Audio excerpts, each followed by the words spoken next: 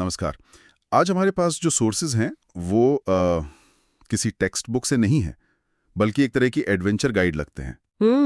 एक गाइड जो हमें ये नहीं बताती कि क्या सोचना है, बल्कि मतलब ये सिखाती है कि सोचना कैसे है। एक वैज्ञानिक की तरह। हाँ, एक वैज्ञानिक की तरह। इसका मकसद रट्टे लगवाना नहीं है, बल्कि हमारी क्यूरियोसिटी, हमारी जिज्ञासा को फ्यूल देना है। बिल्कुल सही कहा। और ये सोर्स इस बात को बहुत खूबसूरती से सामने रखता है कि विज्ञान की शुरुआत किसी बड़ी सी लैब या क्या कहते हैं कॉम्प्लिकेटेड इक्वेशन से नहीं होती। अच्छा। इसकी शुरुआत होती है छोटे छोटे रोजमर्रा के सवालों से। जैसे सोर्स में एक सवाल है जो मुझे बहुत पसंद आया।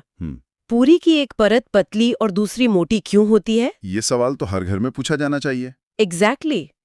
या फिर एक और बड़ा मजेदार सवाल है, क्या दुनिया के सारे रेगिस्तानों के रेत के कण ज्यादा हैं या हमारी आकाशगंगा में मौजूद तारे? अरे वाह! तो ये सवाल ही दिखाते हैं कि विज्ञान का दायरा कितना बड़ा है, एक पूरी से लेकर पूरे ब्रह्मांड तक। तो आज का हमारा मिशन साफ है। हम इन सोर्सेज के जरिए ये समझने की कोशिश करेंगे कि कैसे पानी की एक बूंद में छिपे एक छोटे से जीव से लेकर हमारे ग्रह के भविष्य तक सब कुछ आपस में जुड़ा हुआ है। और कैसे, क्यों और कैसे पूछना ही उस जुड़ाव को समझने का पहला कदम है। और इस सोच को समझने के लिए सोर्स हमें दो बहुत ही पावरफुल सिंबल्स देता है। जड़ और पतंग। हाँ, जड़ और पतंग। हाँ, ये जड़ और पतंग वाला आइडिया मुझे बहुत कमाल का लगा। जड़ मतलब हमारा फाउंडेशन, वो ज्ञान जो हमें हमारी धरती से, हमारी परंपराओं से मिलता है। सही है। मतलब जमीन से जुड़े रहना, चीजों को गौर से देखना, बेसिकली सॉलिड ऑब्जर्वेशन। और फिर आती है पतंग। हाँ, पतंगे हमारी कल्पना, हमारी जिज्ञासा, हमारे आइडियाज की ऊंची उड़ान। ये हमें सवाल पूछने, सीमाओं को तोड़ने और उस ओर जाने के लिए उकसाती है जिसके बारे में हम अभी कुछ नहीं जानते। It's about creative thinking. Right. दिलचस्प बात यह है कि सोर्स कहता है कि आपको इन दोनों में से किसी एक को चुनना नहीं है। असली जादू तो इनके बैलेंस में है। बिल्कुल। विज्ञान की गाड़ी इन्हीं दो पहियों पर चलती है। अगर आपके पास सिर्फ पतंग है, मतलब सिर्फ बड़े बड़े आइडियाज हैं, लेकिन कोई सबूत या ऑब्जर्वेशन नहीं, तो वो बस ख्याली पुलाव है। और अगर आपके पास सिर्फ जड़ है, यानी ढेर सारे फैक्ट्स हैं, पर कोई क्यूरियोसिटी या इमेजिनेशन नहीं, तो वो ज्ञान बोरिंग और ठहरा हुआ है।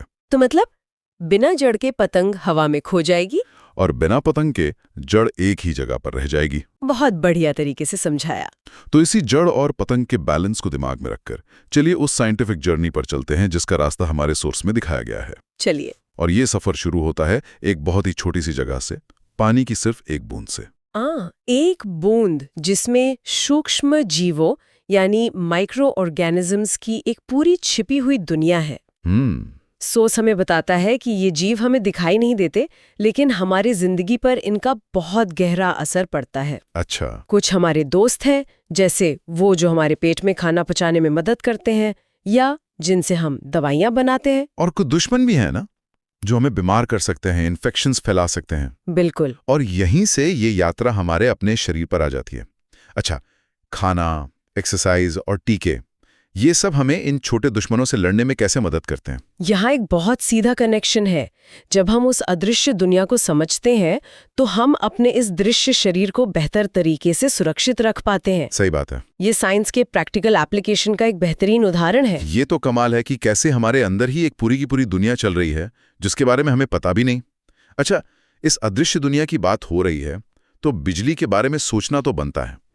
एक और इनविजिबल फोर्स जो हमारी पूरी दुनिया चलाती है। हाँ। सोर्स इस बारे में भी बात करता है ना? हाँ, बिल्कुल। ये यात्रा शरीर से निकलकर अब भौतिकी यानी फिजिक्स की दुनिया में आती है।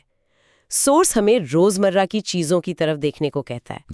जैसे एक हीटर जो बिजली के तापीय प्रभाव यानी हीटिंग इफेक्ट का इस्तेमाल करता है, या फिर एक पंखा जो बिजली के चुंबकीय प्रभाव यानी मैग्नेटिक इफेक्ट से चलता है। हम ये चीजें रोज इस्तेमाल करते हैं, पर इनके पीछे के प्रिंसिपल को समझना ही तो साइंस है। एग्जैक्टली। और ये प्रिंसिपल्स हमें फोर्स और प्रेशर जैसी और भी फंडामेंटल चीजों तक ले जाते हैं। जैसे हवा में उछाली गई गेंद नीचे ही क्यों आती है, या ब्रेक लगाने पर गाड़ी क्यों रुक जाती है। ये सब फोर्स का ही तो खेल है। हाँ। और यहीं पर बात और भी ज्यादा फैसिनेटिंग हो जाती है।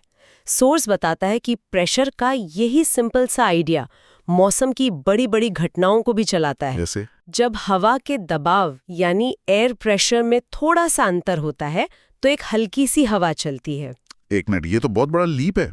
मतलब आप कह रही हैं कि जो हल्की सी हवा गर्मी में अच्छी लगती है और जो तूफान सब कुछ उड़ा ले जाता है, उसके पीछे का बेसिक प्रिंसिपल एक ही है। एग्जैक्टली यही तो साइंस का कमाल है। ये कैसे हो सकता है? जब प्रेशर का अंतर छोटा होता है तो हवा धीरे धीरे हाई प्रेशर से लो प्रेशर की तरफ बहती है, लेकिन जब यही अंतर बहुत बड़ा हो जाता है तो हवा बहुत तेजी से बहती है और यही तेज हवाएं चक्रवात या साइक्लोन का रूप ले लेती हैं। तो एक छोटा सा प्रिंसिपल जब बड़े स्केल पर काम करता है तो उसका असर भी बहुत बड़ा होता है। वाह, मतलब एक ही आइडिया मौसम से लेकर हमारी खेती और हमारी सुरक्षा तक सब कुछ अफेक्ट करता है। ये कनेक्शन सच में अद्भुत है। अच्छा, तो इन बड़ी फोर्सेस से अब हम और भी अंदर चलते हैं। मतलब चीजें आखिर बनी किस चीज से हैं? हाँ, अब यात्रा जाती है मैटर के पार्टिकल्स तक।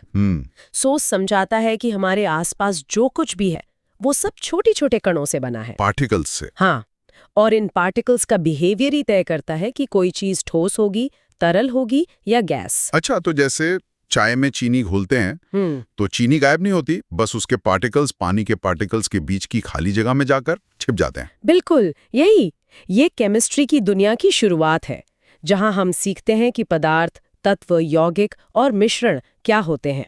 ये क्लासिफिकेशन हमें दुनिया को और बेहतर तरीके से समझने में मदद करता है। ठीक है, तो हमने उन चीजों की बात कर ली जिन्हें हम छू सकते हैं, महसूस कर सकते हैं। हाँ, पर उन चीजों का क्या जो चीज है ही नहीं, जैसे कि रोशनी? अच्छा सवाल है। सोर्स इस बारे में क्या कहता है? यात्रा का अगला पड़ाव वही है, प्रकाश का संसार।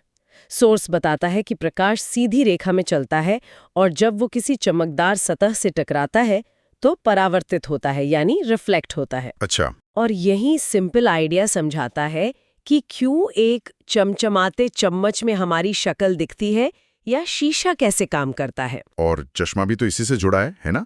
जब प्रकाश लेंस से गुजरता है तो वो मुड़ जाता है, जिसे रिफ्रैक्शन कहते हैं। करेक्ट। और यहाँ एक और दिलचस्प कनेक्शन है जिसे हम अक्सर भूल जाते हैं। क्या? सोर्स याद दिलाता है कि सिर्फ शीशा ही नहीं, चांद भी सूरज की रोशनी को रिफ्लेक्ट करता है, उसका अपना कोई प्रकाश नहीं है। और इसी रिफ्लेक्शन की वजह से हमें चंद्रमा की कलाएं यानी फेजेस ऑफ द मून दिखाई देती हैं। बिल्कुल। मतलब पृथ्वी, चांद और सूरज की पोजीशन के हिसाब से हमें चांद का अलग अलग हिस्सा चमकता हुआ दिखता है। और यहाँ एक माइंड ब्लोइंग कनेक्शन है। इन्हीं फेजेस के साइकिल को देखकर इंसानों ने सबसे पहले कैलेंडर बनाए। सच में? हाँ, सोचिए, हमसे लाखों किलोमीटर दूर एक खगोलीय पिंड की गति धरती पर हमारे महीनों और हफ्तों को तय करती है। ये दिखाता है कि ब्रह्मांड में सब कुछ कैसे एक दूसरे से जुड़ा है। ठीक है, तो हमने माइक्रोब से लेके चांद तक का ये पूरा सफर तय कर लिया। अब बड़ा सवाल ये है, तो क्या व्हाट्स द पॉइंट? इन सभी अलग अलग चीजों को जोड़ने वाला धागा क्या है? यहीं पर सॉस हमें एक बिग पिक्चर दिखाता है, हमारा ग्रह और हमारे इकोसिस्टम्स। हाँ, ये बताता है कि पृथ्वी पर हर जीव, चाहे वो एक छोटा कीड़ा हो या एक विशाल वेल, अपने पर्यावरण पर निर्भर है। हवा, पानी, सूरज की रोशनी और दूसरे जीव। हाँ, और दूसरे जीव, ये सब मिलकर एक जटिल जाल बनाते हैं जिसे हम पारिस्थितिक तंत्र कहते हैं। और सोर्स ये भी बताता है कि आखिर हमारी पृथ्वी ही लाइफ के लिए इतनी परफेक्ट क्यों है? हाँ, इसके 3 मुख्य कारण बताए गए हैं। एक, हम सूरज से जस्ट राइट दूरी पर है, जिसे गोल्डीलॉक्स जोन कहते हैं। Goldilocks zone? जहां पानी न तो भाप बनता है और न ही जमता है। दूसरा, यहाँ तरल पानी मौजूद है जो जीवन के लिए जरूरी है। और तीसरा, हमारा वायुमंडल, जो हमें सांस लेने के लिए ऑक्सीजन तो देता ही है, साथ ही सूरज की खतरनाक यूवी किरणों से भी बचाता है। करेक्ट। पर यहीं पर सोर्स एक चैलेंज भी सामने रखता है। वो साफ साफ कहता है कि हमारी एक्टिविटीज, इंसानों की गतिविधियां पृथ्वी के इस डेलिकेट बैलेंस को बिगाड़ रही हैं। हम पृथ्वी के तापमान को बदल रहे हैं, जिससे क्लाइमेट पैटर्न्स गड़बड़ा रहे हैं। और यहीं पर सोर्स का सबसे पावरफुल और जरूरी संदेश आता है। वो कहता है, पृथ्वी के समस्या और उसके किसी भी संभावित समाधान दोनों के मूल में हम ही हैं। मतलब? हम प्रॉब्लम का हिस्सा है और हम ही सॉल्यूशन का हिस्सा भी हैं। बिल्कुल। मतलब जिन साइंटिफिक प्रिंसिपल्स की हमने अभी बात की, गौर से देखना, नापना, प्रयोग करना, वही तरीके हमें इन बदलावों को समझने और उनका हल खोजने में भी मदद करेंगे। हाँ, ये सुनने में जितना डरावना है उतना ही होपफुल भी लगता है। बिल्कुल, ये जिम्मेदारी और उम्मीद दोनों का संदेश है। ऑलराइट, ब्रह्मांड की बड़ी बड़ी बातों से वापस अपनी किचन में आते हैं। हाँ, मुझे तो सच में सोर्स का वो हिस्सा सबसे ज्यादा पसंद आया जहां हम पूरी के सवाल पर वापस आते हैं। और वो बहुत जरूरी भी है, क्योंकि वो ये दिखाता है कि साइंटिफिक थिंकिंग कोई ऐसी चीज नहीं है जो सिर्फ बड़े वैज्ञानिकों के लिए है। इसे कोई भी कहीं भी इस्तेमाल कर सकता है। हाँ। तो मान लीजिए मैं किचन में खड़ा हूं और मेरी पूरी पापड़ बन गई है, फूली ही नहीं। अब मुझे एक वैज्ञानिक की तरह इसकी जांच करनी है। तो मैं कहां से शुरू करूं? मेरे दिमाग में तो 10 चीजें चल रही हैं। जैसे? आटा ठीक नहीं था, तेल ठंडा था, मैंने ठीक से बेला नहीं। यही तो पहला कदम है। आपने वेरिएबल्स यानी उन चीजों को पहचान लिया है जिन्हें बदला जा सकता है। आटे की मोटाई, तेल का तापमान, आटे का प्रकार, ये सब आपके वेरिएबल्स हैं। अच्छा। अगला कदम है ये तय करना कि आप नापेंगे क्या। मैं ये देख सकता हूँ कि पूरी फूली या नहीं, हाँ या ना। या फिर मैं स्टॉपवॉच से ये टाइम कर सकता हूँ कि उसे फूलने में कितने सेकंड लगे। परफेक्ट।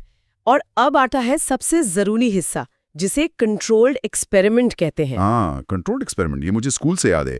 इसी की वजह से मेरे साइंस प्रोजेक्ट्स हमेशा फेल होते थे। क्यों? मैं एक्साइटमेंट में आकर एक साथ 3-4 चीजें बदल देता था और फिर मेरी टीचर पूछती थी, तो तुम्हें कैसे पता कि असर किस चीज का हुआ? आपकी टीचर बिल्कुल सही थी। पूरी के केस में भी यही लागू होता है। अगर आप तेल के तापमान का असर देखना चाहते हैं तो आपको ये इंश्योर करना होगा कि हर बार पूरी की मोटाई, उसका आकार और उसे तेल में डालने का तरीका बिल्कुल एक जैसा हो। एक बार में सिर्फ एक वेरिएबल को बदलना है। हाँ, तभी आप भरोसे के साथ कह सकते हैं कि जो भी नतीजा आया वो उसी एक चीज की वजह से था। Got it. ये तो बहुत लॉजिकल है। पर अब आता है इस उदाहरण का सबसे हम्बलिंग और फैसिनेटिंग पहलू। क्या है वो? सोर्स ये मानता है कि पूरी के फूलने जैसी ये साधारण सी घटना भी आज तक वैज्ञानिकों द्वारा पूरी तरह से समझी नहीं गई है। Wait, what? आप सीरियस हैं? हाँ, बिल्कुल। मतलब इतने ग्रहों और गैलेक्सीज की खोज के बाद वैज्ञानिक अभी तक ये 100% फिगर आउट नहीं कर पाए हैं कि एक साधारण सी पूरी कैसे फूलती है। You have to be kidding me. I am not. और यही तो इस बात की खूबसूरती है। ये हमें बताता है कि साइंस कोई जवाबों की आखिरी किताब नहीं है, बल्कि ये कभी न खत्म होने वाली खोज है। कमाल है। हमारी अपनी रसोई में भी ऐसे रहस्य छिपे हैं जिन्हें सुलझाया जाना बाकी है। ये तो सच में कमाल है। मतलब मेरी दादी जो 60 साल से गोल गोल पूरियां बना रही हैं, उन्होंने एक तरह से साइंस को बीट कर दिया है। This is hilarious. एक तरह से हाँ। और ये दिखाता है कि खोज का अवसर हर किसी के लिए हर जगह मौजूद है। तो आज की हमारी इस गहरी बातचीत का सार यही है, विज्ञान सिर्फ इंफॉर्मेशन का कलेक्शन नहीं है, बल्कि ये जिज्ञासा से शुरू होने वाला एक सफर है। ये सोचने का एक तरीका है जो जमीन से जुड़े अवलोकन यानी हमारी जड़ और ऊंची कल्पना यानी हमारी पतंग के बीच एक खूबसूरत बैलेंस बनाता है। और ये साइंटिफिक सोच सिर्फ लैब्स तक सीमित नहीं है। इसे ग्लोबल क्लाइमेट चेंज जैसी बड़ी चुनौतियों को समझने से लेकर हमारी अपनी रसोई में ये पता लगाने तक कि अगली बार पूरी बेहतर कैसे बने, कहीं भी लागू किया जा सकता है। खोज का ये मजा हम सबके लिए है। बिल्कुल। तो आखिर में हम अपने श्रोताओं के लिए एक सवाल छोड़ना चाहेंगे जो सीधे हमारे सोर्स की भावना से जुड़ा है। सोर्स ने रेत के कणों और आकाशगंगा के तारों के बारे में एक सवाल से शुरुआत की थी। हमारा सवाल थोड़ा ज्यादा पर्सनल है। हाल ही में किस रोजमर्रा की घटना ने आपको रुककर क्यों या कैसे पूछने पर मजबूर किया? वो क्या चीज थी जिसने आपकी क्यूरियोसिटी को जगाया? और उस रहस्य को सुलझाने की दिशा में आपका पहला छोटा सा ऑब्जर्वेशन या प्रयोग क्या हो सकता है?